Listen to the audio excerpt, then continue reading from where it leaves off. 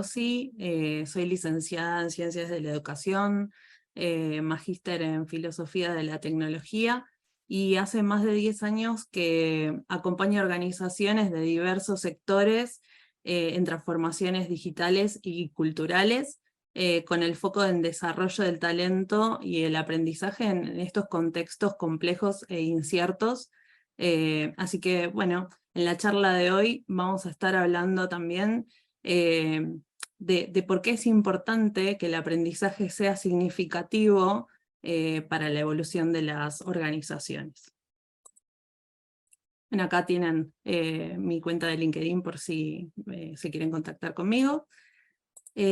Como les decía, bueno, ¿de qué hablaremos hoy? En primer lugar, vamos a estar hablando de las organizaciones que aprenden. Luego vamos a estar viendo qué significa esto del aprendizaje significativo. Y después les voy a contar un poquito de qué se trata el aprendizaje en TECO, y haremos un pequeño wrap-up de lo que charlamos. Bueno, comencemos. ¿Qué es esto de las organizaciones que aprenden? En primer lugar, es importante entender el contexto en el que se encuentran inmersas las organizaciones. Este contexto, como todos sabemos, se encuentra acelerado de modo exponencial por la pandemia, ¿sí?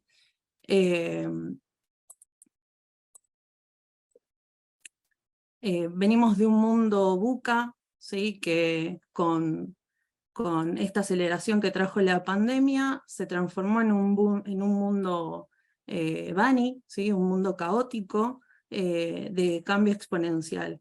¿Y qué significa esto de un mundo BANI? Hablamos de un mundo que es frágil, donde tanta volatilidad hace que las brechas y disrupciones sean más evidentes, provocando sistemas sociales, económicos y tecnológicos más frágiles y quebradizos de lo que aparentan. Un mundo que genera ansiedad, una ansiedad que es un estado de inquietud que trata de traer todo el tiempo el futuro al presente, e intentar que todo se resuelva de manera rápida y favorablemente, ¿no? Es un elevado nivel de incertidumbre e inseguridad del mundo actual que hace que vivamos con más ansiedad en nuestro día a día. Es un mundo en que las causas y los efectos no encajan, en donde no hay correspondencia en la relación entre causa-efecto, por lo tanto es un mundo que no es lineal, y a su vez es un mundo que no terminamos de aprender del todo, ¿sí? Lo ambiguo siempre es llevado al extremo, se traduce todo esto en un mundo que es incomprensible. Entonces, en el mundo de los negocios de hoy, la única constante es el cambio. Y entonces, las compañías, para poder mantenerse al día, necesitan estar constantemente actualizadas, ya sea desde sus sistemas operativos, las operaciones, los clientes, las tecnologías. En este escenario es donde el aprendizaje continuo, esta cultura de aprendizaje continuo, más las organizaciones basadas en las habilidades, que hoy está en boga este concepto de skill-based organizations, hacen que las organizaciones sigan su evolución, ¿sí? O sea, es necesario una cultura de aprendizaje continuo basada en los skills claves para que las organizaciones evolucionen y sean sustentables en el tiempo. Y es lo que se conoce también como una organización que aprende, ¿sí?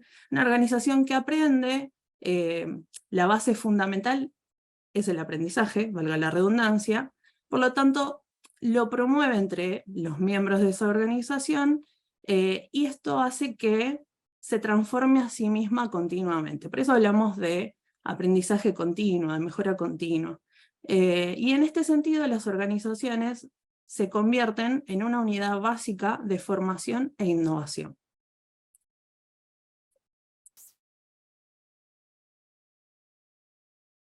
Pero para que esto suceda, las organizaciones tienen que poder lograr que sus colaboradores activen su modo aprendiz, ¿sí? Que se conviertan en aprendices seriales.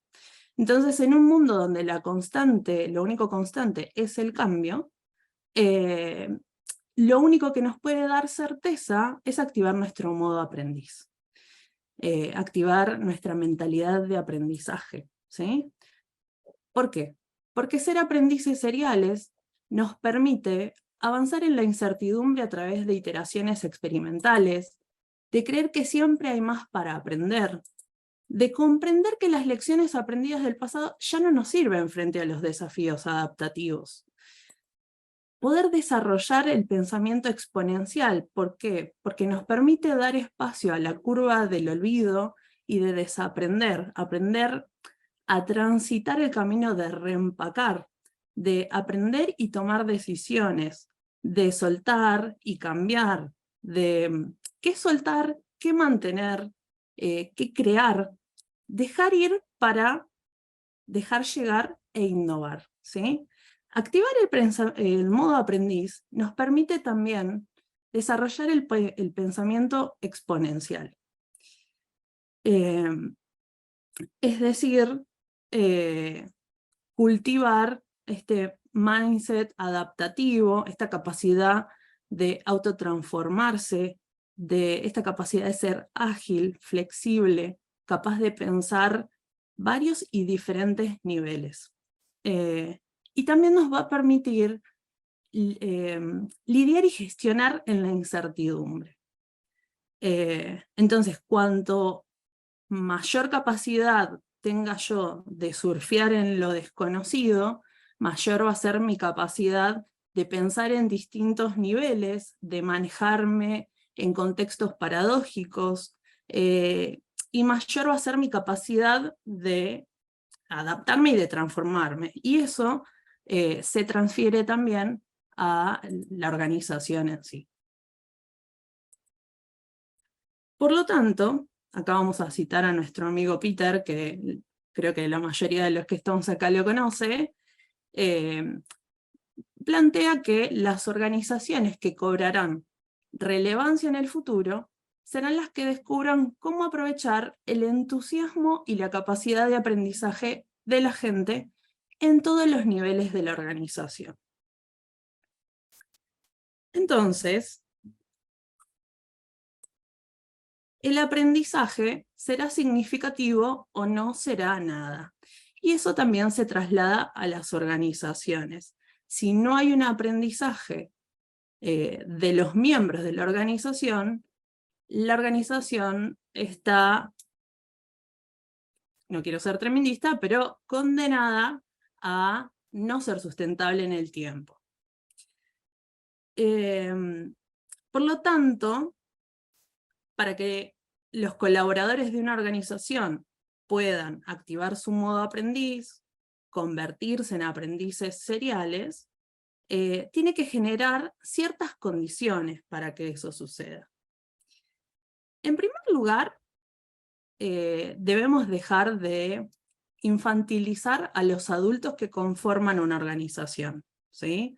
Los adultos que son parte de una organización son responsables, ¿sí? Tienen una vida fuera de la organización, de la cual se tienen que hacer cargo de un montón de dimensiones. Entonces, dentro de la organización, tenemos que correrlos de ese rol más de niños grandes, ¿sí?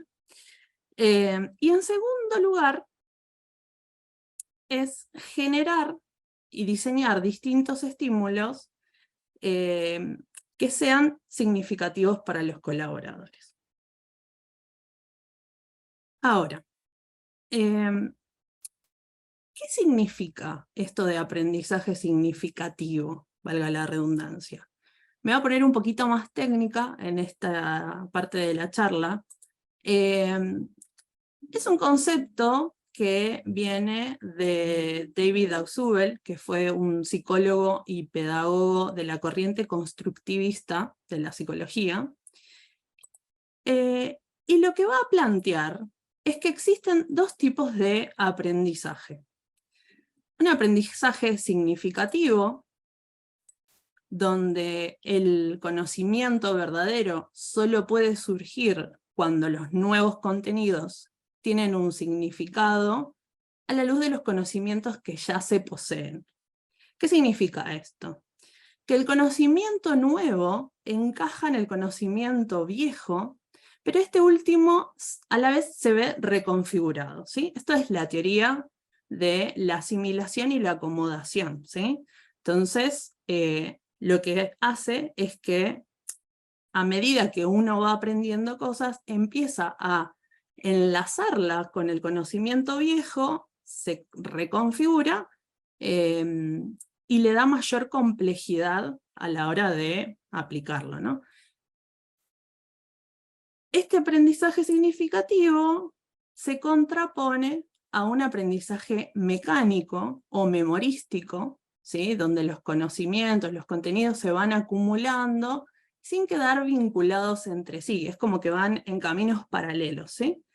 Entonces, la persona no logra darle significancia a eso que aprendió. Entonces, no es suficiente este tipo de aprendizaje para generar un conocimiento complejo y elaborado.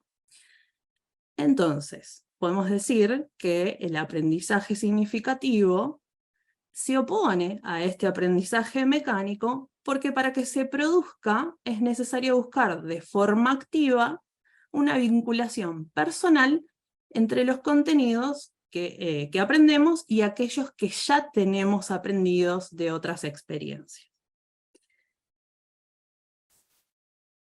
¿Por qué hice esta referencia a David Ausubel? Bueno, porque en el aprendizaje de los adultos sucede lo mismo, ¿sí? Por eso es importante comprender qué es lo que motiva e inspira a los adultos a aprender creando una experiencia de aprendizaje eficaz y significativa, ¿sí? Entonces, para que nosotros desde nuestros equipos de aprendizaje, de talento en las organizaciones, podamos generar las condiciones para que los colaboradores activen su modo aprendiz, tenemos que pensar el diseño de estas experiencias centradas en las personas, ¿sí? ¿Y qué hace que los adultos le den significancia a lo que aprenden? Principalmente podemos hablar de 4 principios o 4 ejes a tener en cuenta a la hora de diseñar. Por un lado, la motivación, ¿sí? Los adultos estamos motivados internamente e inspirados por algo más que el dinero o el sueldo, ¿no? ¿Sí? Que lo que nosotros hagamos nos genere satisfacción profesional, laboral, un crecimiento personal, sentir que logramos algo, que superamos algún desafío, ¿sí? Otro elemento a tener en cuenta cuando diseñemos alguna experiencia de aprendizaje es entender que los adultos contamos con experiencia y aportamos una grande cantidad de experiencias de vida de la que nos beneficiamos cuando aprendemos algo, ¿sí? Siempre vamos a estar viendo cómo relacionarlo con algo que ya viví. Por eso es importante cuando diseñamos las experiencias de aprendizaje, reconocer la experiencia de las personas que están participando en ese proceso. Y también que algo que hace que los adultos vivan como significativo su aprendizaje es poder aplicar inmediatamente lo que aprendieron, ¿sí? Un tercer elemento a tener en cuenta es la autopercepción. Los adultos, como les decía hace un ratito, somos seres autónomos e independientes, por lo que aprendemos mejor cuando podemos elegir, cuando podemos armar nuestro propio camino de aprendizaje, e incluso cuando podemos cometer errores en el proceso, ¿sí? Ese ambiente de seguridad psicológica en donde tenemos un lugar de cuidado, en donde está bien equivocarse, porque es un ámbito controlado, ¿sí? Por eso es muy importante ir teniendo en cuenta cada uno de estos aspectos a la hora de diseñar nuestros procesos de aprendizaje. Y en cuarto lugar, tiene que ver con algo súper importante, que es la preparación. Los adultos necesitamos saber por qué es aplicable y relevante lo que estamos aprendiendo. Por eso siempre nos vamos a sentir más atraídos a la hora de aprender temas que sentimos como, che, justo en este momento necesitaba esto y me llegó para yo poder aprenderlo, ¿no? Como este aprendizaje just in time. A veces pensamos en estrategias súper elevadas, o sea, súper elevadas que están buenísimas, pero que por ahí no es el momento adecuado para implementarlas, ¿no? Entonces, teniendo en cuenta estas 4 dimensiones, nosotros tenemos que diseñar nuestra estrategia de aprendizaje, nuestras experiencias de aprendizaje, y esta es la forma en que vamos a poder generar propuestas más asertivas, más eficaces. ¿Por qué? Porque las personas las van a sentir más significativas y que van a tener un impacto tanto en su desarrollo personal, en su desarrollo profesional, como en la organización. Bueno, hasta acá hablamos de qué son las organizaciones que aprenden, por qué el aprendizaje significativo es clave para la evolución de las organizaciones, y por qué es importante tener en cuenta todas estas dimensiones a la hora de diseñar propuestas de aprendizaje. Ahora les quiero contar, a ver, ¿cómo es el aprendizaje en TECO? ¿Sí? El aprendizaje en TECO tiene al autodesarrollo como pilar de la evolución organizacional. Y hablamos de evolución y no de transformación de manera adrede. Cuando por lo general escuchamos en las organizaciones hablar de transformación, estamos en un proceso de transformación, eso implica que ya llegamos tarde, digamos, ¿no? O sea, la evolución, el concepto de evolución nos trae a un estadio de mejora continua, ¿sí? Como que todo el tiempo estamos viendo cómo ir más allá, ¿sí? Y en un contexto de mundo caótico, y como les decía al principio de la charla, lo único que nos puede dar certeza y cierta estabilidad es un marco de aprendizaje, ¿no? O sea, el estar en aprendizaje continuo hace posible esta evolución organizacional, ¿sí? Estamos todo el tiempo auto-regenerándonos de alguna manera. Ahora, ¿qué hicimos nosotros durante todo este tiempo para que el autodesarrollo se convierta en pilar de la evolución organizacional?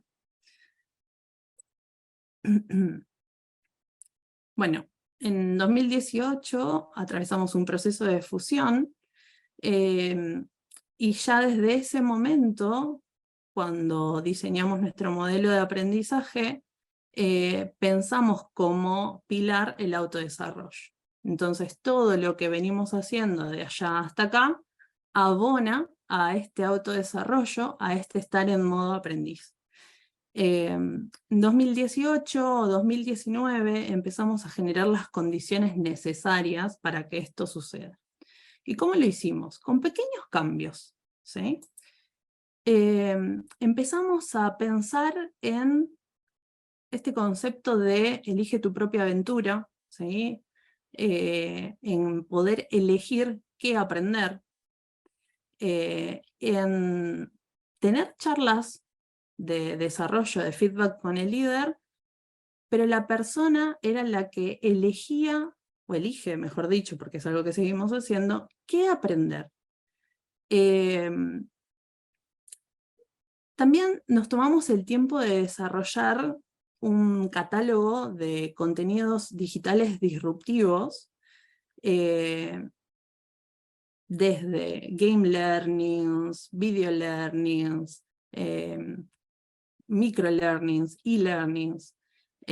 ¿Para qué? Para que bajo la premisa de aprender en cualquier momento, en cualquier lugar, pudieran ir activando este modo aprendiz. 2020, como todos saben, pandemia, nos tuvimos que adaptar, ¿sí? ¿Y qué pasó? En 2 semanas tuvimos que repensar nuestra propuesta para que sea 100% virtual. Y ahí a estos contenidos que ya veníamos desarrollando, es decir, que por ahí a diferencia de otras organizaciones nos encontró preparados, y nosotros lo que pudimos hacer ahí es potenciar eso que veníamos empujando de a poquito. En el 2020 explotó, ¿sí? Se dio un pico de consumo de contenidos de aprendizaje que en otro momento no habíamos tenido, ¿sí? Entonces, por un lado, a todos estos contenidos digitales sumamos una propuesta 100% virtual sincrónica. Entonces, nuestra propuesta era 100% virtual con experiencias de aprendizaje sincrónicas y otras experiencias digitales, ¿sí? Contenidos digitales. Y a su vez, evolucionamos nuestro modelo hacia algo que denominamos TecoStation, que es una concepción distinta del desarrollo del talento en las organizaciones. TecoStation es nuestro ecosistema de aprendizaje y desarrollo, que tiene como objetivo potenciar y evolucionar las capacidades críticas que tenemos en la organización para la sustentabilidad del negocio, para potenciar el talento interno y a su vez potenciar el mundo de nuestros clientes. En ese momento arrancamos por la capacidad de agilidad, y ahí constituimos nuestra Agile Station. Y ya durante el 2021 para acá seguimos profundizando este modelo de reskilling y upskilling dentro del marco de TecoStation. Y lo que podemos resaltar de este periodo son distintos procesos de reconversión de perfiles para la movilidad interna del talento. ¿Qué significa esto? Que personas que por ahí estaban en la operación, hoy se encuentran en otras posiciones con otros desafíos. Por ejemplo, desarrollamos desarrolladores front, backend, Scrum Master, todas posiciones que necesitábamos cubrir. Y de esta manera nosotros lo que hacemos es generar talent mobility, ¿sí? Dentro de la organización, y seguir potenciando el mundo de los colaboradores de Teco.